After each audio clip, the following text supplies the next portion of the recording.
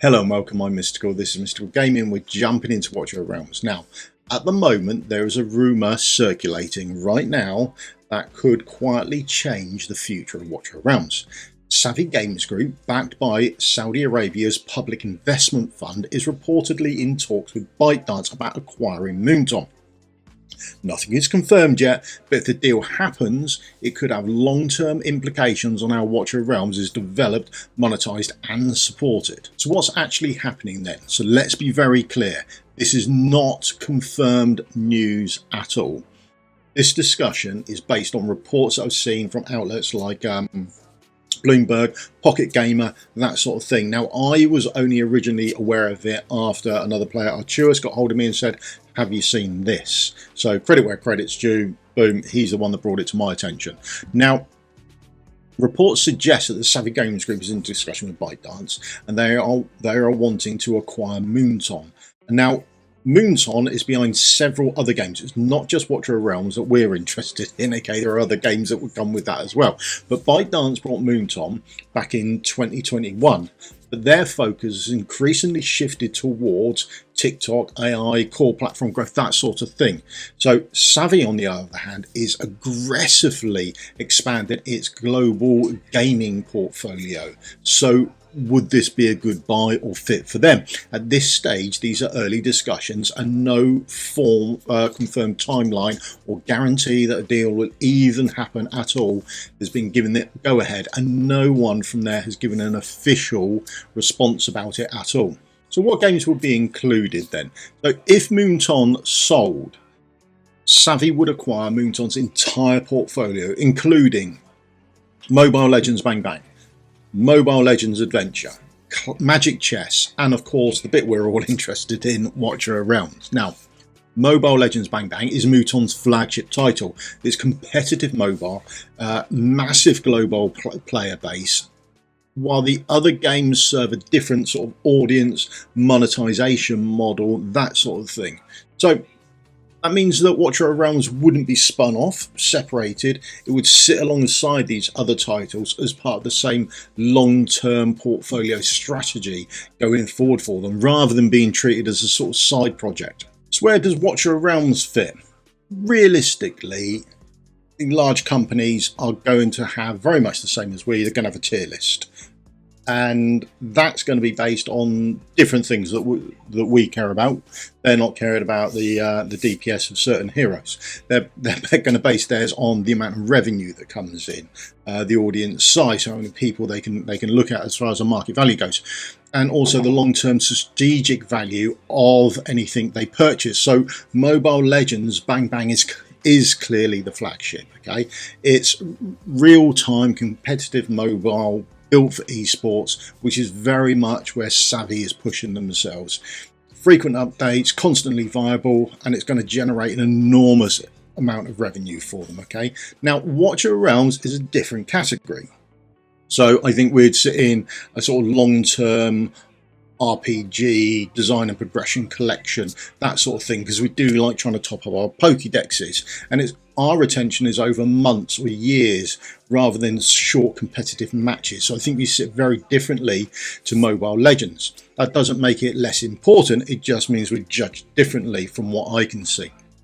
Successful Watch Your Realms is measured through retention, progression depth, content longevity, and probably monetization stabilization. So it's a stable income for them. It's not a large esports spectacle.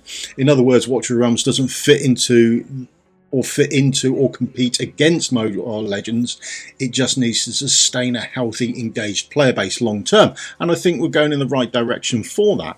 And that's exactly the type of game I would imagine large publishers would value, that sustained income over a long period of time. Now, best case scenario versus worst case scenario, okay? What are we actually going to likely to see, or what do we think we're actually going to get out of this? So,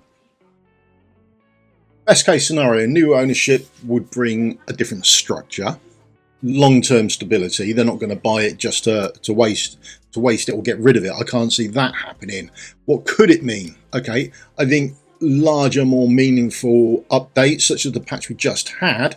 I think we'd see more of them, but less frequently. I think sort of quarterly or half yearly, that sort of thing. I think there'd be fewer filler events, such as the one we've got going on at the moment, like War of Fates. I think this has just taken us over until we get to Valentine's Day, Chinese New Year, that sort of thing.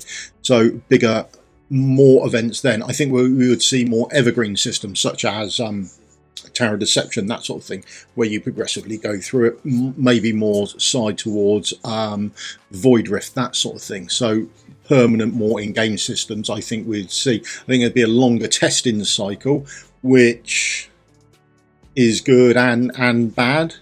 I think, I mean, for the upside of it, we can have a look at the Pantheon bonuses we've just got that have been not the greatest received, but the other side of it, it does supply them with innovation. They're not scared to try new things, which is always a good thing.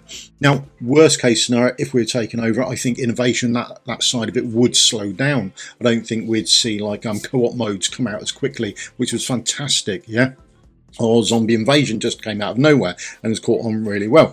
Content becomes more recycled, monetization may take over, communication would become more corporate, which I think would be a big downside. At the moment, although Dev Insights at the moment is taking a bit of a nosedive, I do like it. I'm a big lover of that ability where we just get to fire in a load of questions and they normally, not so much recently, but normally answer a load of them.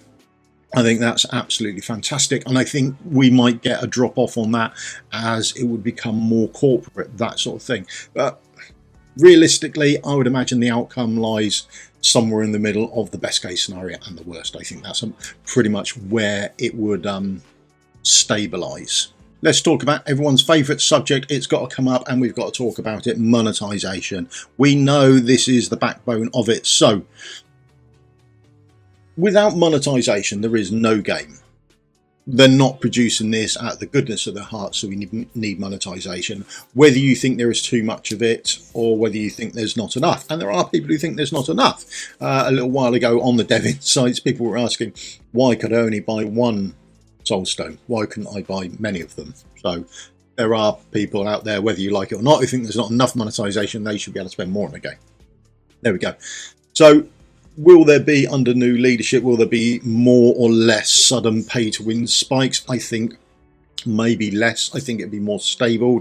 I think larger publishers than Moonton would prefer a stable income, that sort of thing. I don't think they're going to buy this to be have a spike and dips and spikes and dips. I think they're going to push for a more stable thing, which would mean that we might see more battle passes or a tiered subscription service. Maybe they'd even go as far as putting event passes up or more structured bundles put together, as opposed to now that we see they want to push a certain part of a content, then we can get a hero pack and they apply a heroes into that pack that are good for that part of the content. So if we have a Gear Raid 2 or something like that, they will put in heroes that are good for that, so you can buy the pack and get hopefully instant progression in that area of the game. I think we might see less of that sort of thing, okay?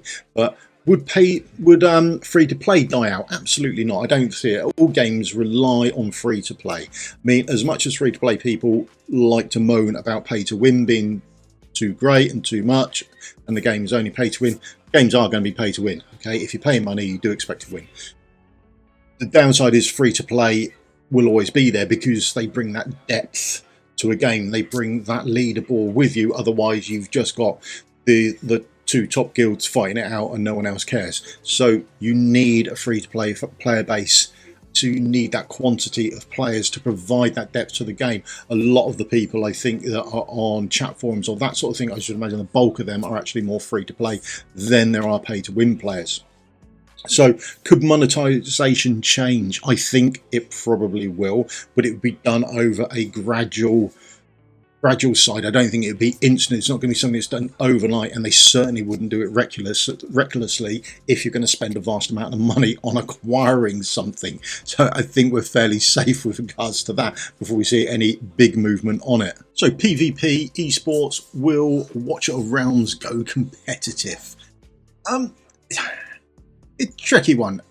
I think we have to differentiate between the two, okay? So to understand it, I think it's best. Traditional esports titles such as League of Legends, Dota 2, Mobile Legends, Bang Bang, obviously, they rely on certain pillars, so there are real-time mechanical skills involved with them, you know, timing your actual skill shots and that sort of thing. Fast reactive gameplay, which builds up the excitement for actual esports. So there are clear spectator-type reliabilities built into these games. Watcher of Realms isn't built like that. I think that's okay for the game, to be honest. It's strategy driven. It's, you know, heavily RPG, where success comes from more of a preparation, a depth of your roster can make it easy. The investment that you've done in your gear and this long-term planning. It's not a quick thing, anything like that. So traditional esports, I don't think really fits at all, but structured competitiveness, now that absolutely does. It could include more defined PvP seasons. So when was the last time we saw even a change in the arena map, let alone any changing of rules or anything like that? And we all know how well the arena works. And even then, what have they done with it? We've had, what was it, Honour's Gauntlet as well, which is, you know, real-time PvP, and that's kicked off to be a massive success. But who knows what the future brings? Maybe we'll get something better than that. So maybe more official tournaments, maybe an expansion of guild versus guild modes, that sort of thing. Will War of Fates become the new guild versus guild, that sort of thing, which would be more of a Raid, Shadow of Legends-esque type thing, credit card versus credit card. So ranking ladders, would they need better rewards or more seasonal rewards? And could we see content creator driven competitions catching on even more? I really enjoyed my time doing it. It was absolutely fantastic, but could we see more of that? So traditional esports, I think very unlikely. Competitive side of things, I think that could very much catch on. So I'll be talking more about this in Wars Going On with Arcturus. That will be out at the end of the weekend / Monday, so make sure you catch a copy of that. But also on there, let us know in the comments below what you think about this. I mean, it's just rumour at the moment. No one's made anything official. But what's your theories on it? And we're going in and have a bit of a deeper discussion about it, and probably include some of the comments that you lot come out with as well. So that's a definite possibility. So final verdicts on this. What am I mean, should players be worried? Absolutely not. So first and foremost, none of this is confirmed. This is just my feeling on what may happen. I think it's nice to have the discussion when there are little things like this that we hear about going on in the background. It makes a change from what we normally chat about. So I don't think anyone should be worried. If anything, at this point, I think it points to the game having a long future and more sustainability. So if it's brought out, no one's going to spend this sort of money that you'd have to spend to buy Moonton to actually just shut a game down and not worry about it. There's going to be investment made into it. They're going to want to see a return on their money. If it's not sold, then it means that Moonton are doing a good job, that because people want to buy it. So why would they close that down anyway if they're not wanting to carry on with it? If they're not going to sell it, then they must want to carry on with it. No one's going to not sell it and want to close it down. So I think for the game by itself, on either side of the coin, long-term stability is definitely going ahead for us. If there are any changes, I think they would be gradual and not done suddenly. The game would feel more structured, I think, if it's taken over by an even bigger company, and also more stable, which I think has its upsides and downsides. Like I say, the longer testing periods, I think they won't make mistakes or errors, if that's the right terminology, with the Pantheon. I mean, I don't have that much of an issue with it, but then I'm not fussed about GVG anyway, so it doesn't overly bother me. I thought it was nice to see that they were doing something with the Pantheon as opposed to not, but then the other side to this is we will get less innovation, so they'd be less likely for a bigger company to try these new things without prolonged testing. So I think what you gain on one side, you lose on the other. So I think there won't be much there, but that's just my thoughts. Like I say, there's nothing guaranteed, there's nothing laid down there. This is just my theory on rumours I've heard and read about. What do you think? Good, bad, indifferent? Should we worry about it or not? Will this be good or bad for the game? Now, if you could do me a favour and do the old thumbs up, like and subscribe, that helped me out massively. Comments below, tell us what you think. Optimistic, cautious, or worried about it. And if you want us to have a deep dive into anything else, then feel free to shout out in the comments as well. Okay, thank you very much for your time. Cheers. Goodbye.